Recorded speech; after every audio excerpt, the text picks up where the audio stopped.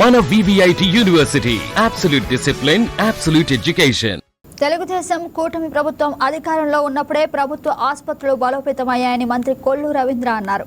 కృష్ణా జిల్లా మచిలీపట్నంలో general hospital development society నూతన కమిటీ ప్రమాణ స్వీకారం జరిగింది. కార్యక్రమంలో మంత్రి కొల్లు రవీంద్రతో పాటు RTC chairman Konakalla Narayanarao, joint collector నవీన్తో పాటు పలువురు నేతలు పాల్గొన్నారు.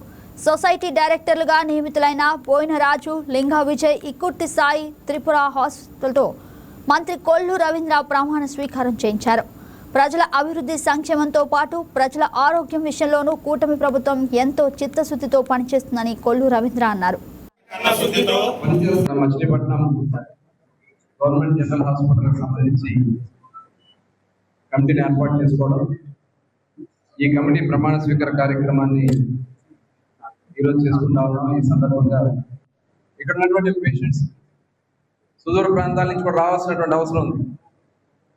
ఆ రోజు మేము మెడికల్ కాలేజీ తీసుకురావడానికి కారణం తీర ప్రాంతంలో ఎక్కువ శాతం కిడ్నీలు బారిన పడతా ఉన్నారు, కిడ్నీ వ్యాధుల బారిన. ఎందుకంటే రీసెర్చ్ జరగాలి. ఆ రోజు మా ఆలోచన కూడా నేను ఆ రోజు అందరితో డిస్కస్ చేయడం జరిగింది. సిఎల్ వెంకటరావు ఉంటే వారిని కూడా కొన్ని ఆ రోజు ప్రభుత్వంలో కొంత మెడికల్ కాలేజ్ పెడతానికి ఫండ్స్ ప్రాబ్లం ఉన్నాయంటే కొంత ప్రైవేట్ పరంగా తీసుకోవడానికి ఆలోచన చేశాం. ఎందుకంటే ఒక రీసెర్చ్ జరగాలి. అన్ని జిల్లాల్లో కూడా ఒక గవర్నమెంట్ మెడికల్ కాలేజ్ ఉంది. గవర్నమెంట్ మెడికల్ కాలేజీలని 2-3 జిల్లాలు ఉన్నాయి. విజయనగరం ఒకటి, మచిలీపట్నం ఒకటి. ఆ రోజు ఉంటే మనం రిక్వెస్ట్ చేస్తాం మెడికల్ కాలేజీ ఇంటి పరిస్థితులు మాకు కావాలి, సీఎం గారిని రిక్వెస్ట్ చేయడం జరిగింది.